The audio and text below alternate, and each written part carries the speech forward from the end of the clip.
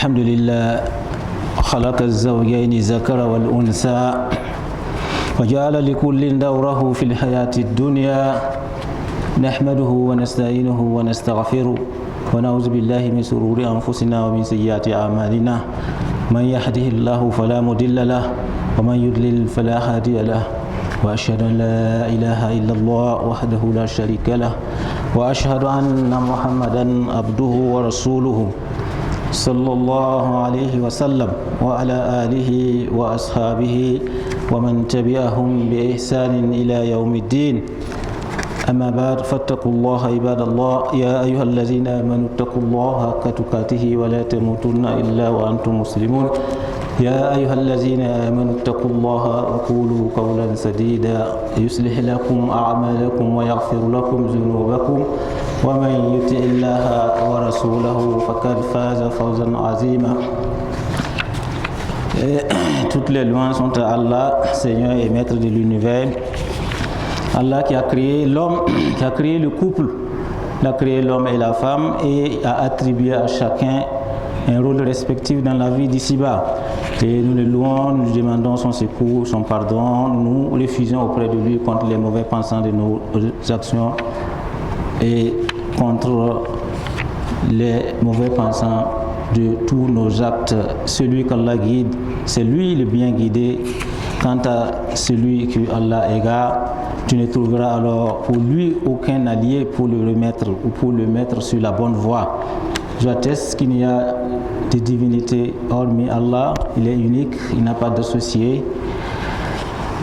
Et j'atteste que Mohammed est son serviteur et son messager, que la paix et les bénédictions de Dieu soient sur lui, soit sur sa famille, soit sur ses compagnons et soit sur l'ensemble des hommes et des femmes qui, de génération en génération, suivent cette voie droite jusqu'au jour de la rétribution. Que Dieu nous mette parmi ces bienheureux. Serviteurs d'Allah, craignez Allah d'une crainte sincère comme il nous exhorte dans le Saint-Coran en disant: ô vous qui croyez, craignez Allah comme il se doit d'être craint et tâchez de ne mourir qu'en pleine soumission. Ô vous qui croyez, craignez Allah et parlez avec droiture afin qu'il améliore vos actions et vous pardonne vos péchés. Quiconque obéit à Dieu et à son messager obtient certes une grande réussite. Mes frères et sœurs dans la foi, je vous exhorte et je m'exhorte à la crainte révérentielle d'Allah subhanahu wa ta'ala et je vous exhorte à la piété. Alors le sujet du jour va concerner les femmes, en particulier le travail de la femme musulmane. Voilà, le travail de la femme musulmane. On sait que le travail de la femme musulmane soulève de nombreuses interrogations.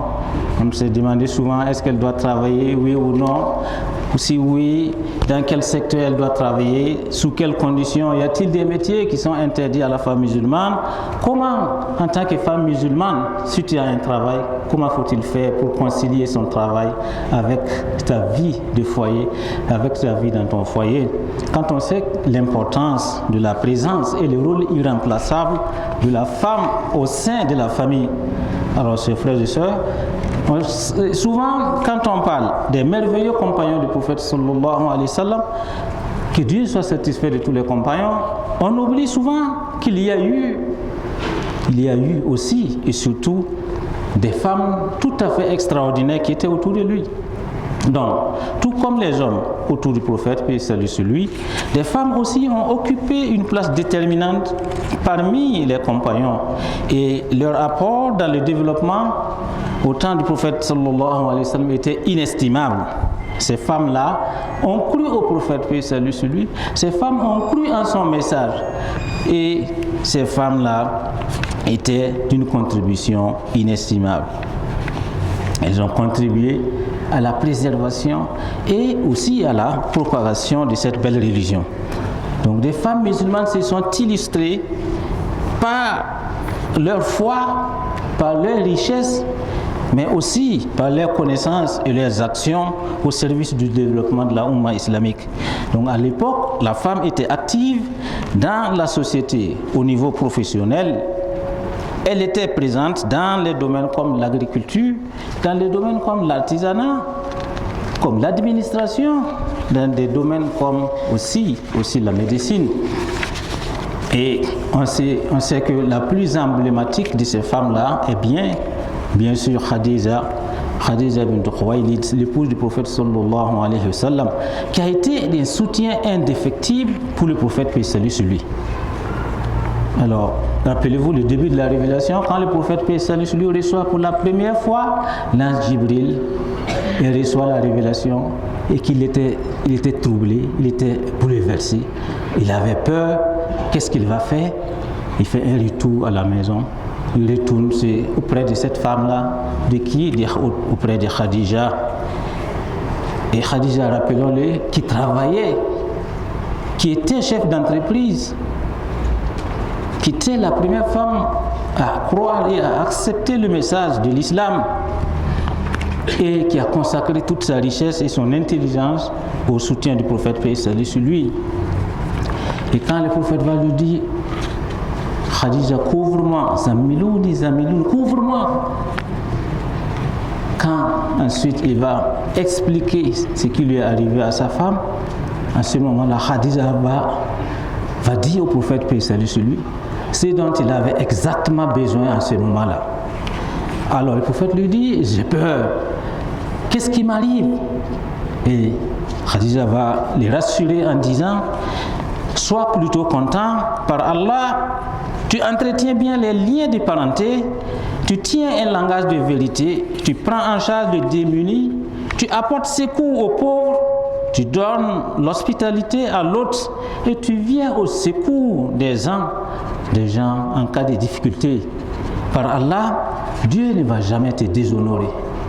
Ainsi, il rassure le prophète sallallahu alayhi wa sallam. Parmi les femmes qui ont marqué donc aussi l'histoire de l'islam, on peut citer l'histoire de Aïcha radiallahu anha, cette autre épouse du prophète, paix et salut sur lui, qui a joué un rôle important dans la transmission de nombreux hadiths. Elle avait une mémoire extraordinaire. Plus de 2000 hadiths sont à son actif. Et le prophète sallallahu alayhi wa sallam disait d'ailleurs de Aïcha, prenez votre religion sur cette dame-là, prenez votre religion sur cette femme. Et Aïcha radiallahu anha a participé aux affaires politiques de son époque. Elle donnait souvent des avis qui sont pris en compte, ces avis étaient pris en compte. Elle avait en particulier une maîtrise particulière de la tradition du prophète, paix et salut sur lui. Au point que sur certaines questions, les compagnons se référaient à elle pour avoir, n'est-ce pas, un éclaircissement. Elle était à la fois juge, elle était politicienne, elle était érudite, elle était exégète, elle était enseignante, elle était poétesse. Donc des femmes faisaient aussi le commerce et participaient même au djihad. Rappelez-vous, pendant la bataille de Uhud, des femmes comme Safia, c'est la sœur de Hamza, exhortaient les gens, exhortaient les compagnons, ceux qui étaient sur les champs de bataille. Ils galvanisaient les troupes, jusqu'à ce qu'elle voie le corps de son frère qui était mutilé sur le champ de bataille. Et elle va dire, eh bien, c'est le décret de Dieu, et j'accepte donc le décret de Dieu. Le prophète parlait d'une autre dame, cette dame appelée Nasiba l'Ansarite. En parlant d'elle, le prophète dit, pendant la bataille, quand je tourne à droite ou quand je regarde à gauche, je vois cette dame. Et elle a été blessée, n'est-ce pas, au cours de la bataille. Et d'autres femmes ont participé activement, n'est-ce pas, à ces rencontres historiques de l'islam, en tant qu'épiscologue, en tant qu'infirmière, qui abreuvait les combattants, qui soignait les blessés et qui déplaçait aussi même les corps. Alors donc, aucun grief n'est fait à la femme musulmane d'acquérir un savoir, de travailler, de lutter pour le bonheur de son foyer ici-bas et dans l'au-delà. Au contraire, travailler comporte certainement des avantages sur le plan intellectuel, sur le plan social, mais aussi sur le plan économique. Voilà, imaginez une sœur qui fait des études, de longues études, des études jusqu'aux études doctorales. Ensuite, elle pourra s'épanouir en exerçant un travail digne qui ensuite va lui permettre de découvrir et de rentrer en contact avec d'autres origines, d'autres réalités pour renforcer sa foi. Toutes choses qui va, n'est-ce pas, la permettre d'être plus utile à elle-même, à sa famille et à sa communauté. puisque la femme en islam dispose du droit de propriété. Et Dieu dit dans le Saint-Coran, ne convoitez pas ce qu'Allah a attribué aux uns d'entre vous plus qu'aux autres, aux hommes la part qu'ils ont acquise et aux femmes aussi la part qu'elles ont acquise. Sourate 4, verset 32. Donc l'islam a accordé à la femme des droits et des devoirs au même titre que l'homme. Et cette répartition des tâches faites par Dieu n'est ni discriminatoire, ni discrétionnaire. On sait que dans certains domaines particulièrement, ce que l'homme fait, il y a des travaux que l'homme fait qui ne sont pas à la portée de la femme, comme des tâches qui sont réservées à la femme, qui ne sont pas faciles pour un homme d'exécuter ces tâches-là. Bien sûr, sauf donc des cas exceptionnels. Et l'islam donc n'a pas favorisé l'homme au détriment de la femme. Il n'a pas non plus lésé la femme. Et quelles que soient, n'est-ce pas, les motivations pour un travail donné, la femme musulmane doit respecter certaines conditions quand elle veut travailler. Ça, c'est important parce qu'il n'est pas donné d'exercer n'importe quel métier ni de pratiquer dans n'importe quel endroit. Parce que tout le monde est d'accord sur le rôle et l'importance de la femme au sein du foyer. Travailler implique des charges. Travailler donne un stress. Et cette charge supplémentaire-là et ce stress-là, lorsque la femme doit travailler, elle doit être à mesure, n'est-ce pas, de gérer cela. Parce que ça ne doit pas être une excuse pour qu'elle puisse délaisser ses devoirs au sein de sa famille. Et la première condition quand on veut travailler, c'est que le travail que la femme veut faire, il faut que le travail soit motivé. Voilà, c'est la question même de la légitimité de l'emploi que veut faire la femme. Pourquoi tu veux travailler? Ça, c'est fondamental pour tout le monde. La femme doit avoir un réel besoin d'aller travailler. Alors, dans certains cas, on sait que le travail de la femme est plus que nécessaire. C'est pour cela d'ailleurs qu'un frère disait qu'il faut que nos mamans, il faut que nos sœurs soient indépendantes au triple plan, n'est-ce pas, religieux, intellectuel et économique. Parce qu'il est clair que si nous sommes absents, ou plus exactement, si nos sœurs sont absentes dans les instances où se décide l'avenir des femmes, nous serons alors toujours surpris de voir des décisions, n'est-ce pas, qui briment la femme musulmane.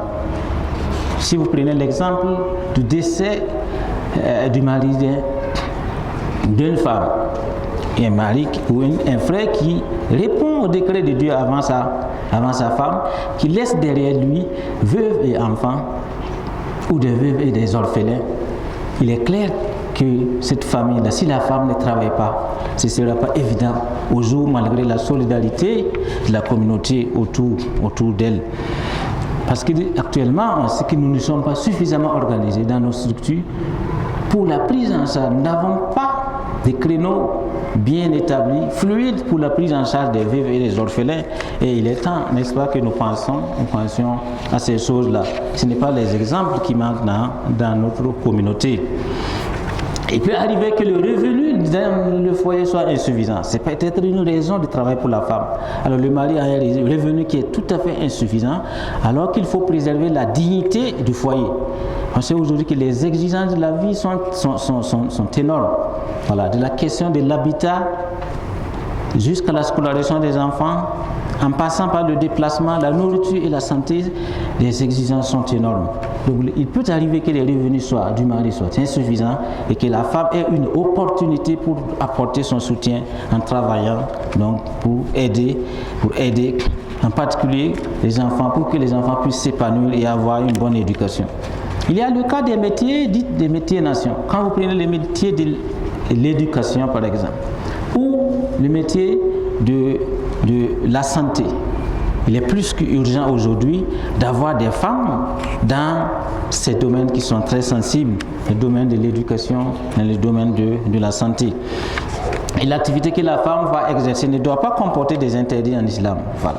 Donc la femme ne va pas se mettre, parce qu'elle veut travailler, dans un des débits de boissons où elle va servir de l'alcool, où elle va vendre de l'alcool, etc. Son travail ne doit pas être un ensemble de mensonges. Il y a des métiers aujourd'hui où il faut vraiment attention, ou des jeux de hasard. Le Coran interdit formellement ces choses dans la sourate 5, verset 90. Donc quand la femme veut travailler, elle va faire attention au choix du travail qu'elle veut, n'est-ce pas, accompli. L'autre exigence quand une femme travaille, musulmane, c'est son accoutrement. Voilà. En tant que musulmane, quel que soit le lieu où la femme doit partir, elle doit prendre soin de son accoutrement. Ainsi, elle doit respecter les principes de l'habillement en islam. Elle doit porter des habits qui sont longs, qui sont amples. Voilà, des habits qui ne laissent pas paraître les formes féminines. Elle doit couvrir ses cheveux et son comportement doit, n'est-ce pas, suivre les règles de bienséance en islam. Même au travail. Elle doit éviter tout comportement qui incite à la tentation vis-à-vis du sexe opposé. Voilà. Et travailler pour une femme, quand elle a aussi le consentement de son époux, c'est un atout. Voilà, parce que imaginez chaque jour si vous devez sortir, vous devez aller la femme doit sortir du foyer, aller chaque jour travailler, revenir le soir, parfois tard. S'il ne s'accorde pas sur son mari, sur le travail qu'elle veut faire, cela peut, n'est-ce pas, apporter des soucis dans le foyer. Et que Dieu nous comble de ses faveurs, que Dieu facilite la recherche de l'emploi pour nos frères et nos sœurs, que Dieu nous contente du halal et nous préserve, n'est-ce pas, du haram. Barakallahu li wa lakum fil Qur'anil azim wa nafa'ani wa iyyakum bima fihi min al-ayati wa zikril hakim. Qul qawli hadha astaghfirullah li wa lakum wa li sa'iril muslimina min kulli dhanb. Astaghfirullah wastaghfiruhu innahu huwal ghafurur rahim.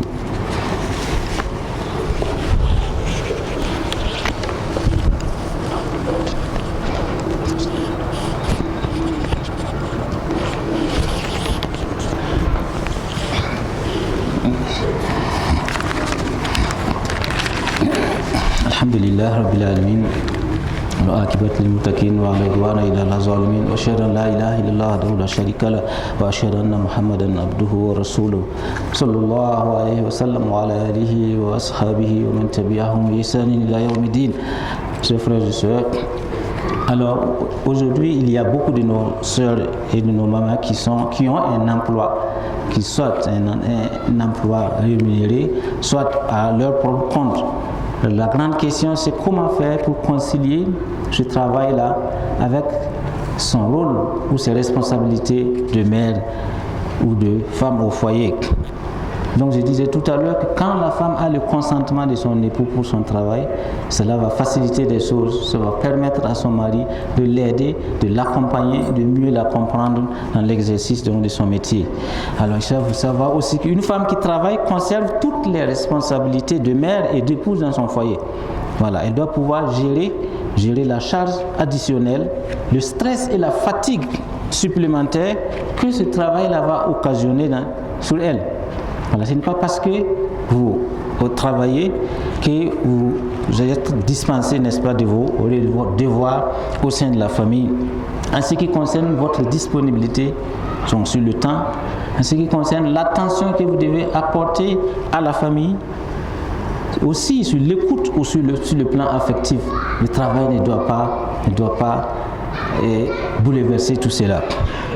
Donc la femme, quand elle travaille, elle doit être suffisamment forte, elle doit avoir un mental fort, un mental solide pour gérer à la fois le stress et la charge supplémentaire que le travail va engendrer sur elle, n'est-ce pas, pour ne pas négliger ses responsabilités premières qui sont essentiellement religieuses et familiales. Et quand la femme travaille, elle peut aussi apporter son soutien. Elle peut apporter son soutien, même si ce n'est pas une obligation. N'est pas demandé à la femme de compte, mais c'est bien, si elle travaille et qu'elle a un revenu, elle peut aider son mari à supporter, n'est-ce pas, les charges de la famille, ce qui ne diminue en rien la responsabilité première de l'époux qui doit prendre en charge, n'est-ce pas, sa famille. Et ça, c'est important. Ce sont des choses qui permettent à la femme, quand elle travaille, qui facilitent la communication et la gestion, n'est-ce pas, ensemble donc, du foyer.